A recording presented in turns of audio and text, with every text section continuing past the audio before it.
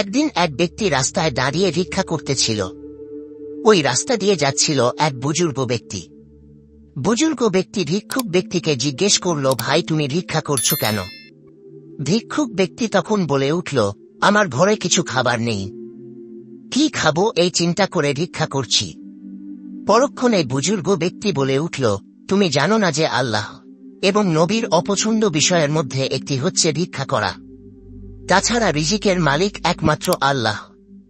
পরক্ষণে ভিক্ষুক ব্যক্তি বলে উঠল, আমি তো ভুলেই গিয়েছিলাম, আপনি আমাকে স্মরণ করিয়ে দিলেন, তার জন্য ধন্যবাদ। বুজুর্গ ব্যক্তি ভিক্ষুক ব্যক্তিকে বলল, তোমার শরীরে শক্তি আছে, তুমি কাজের সন্ধান করো, আল্লাহ অতি দয়ালু। এই কথা শুনে ভিক্ষুক ব্যক্তি ভিক্ষা করা ছেড়ে দিল।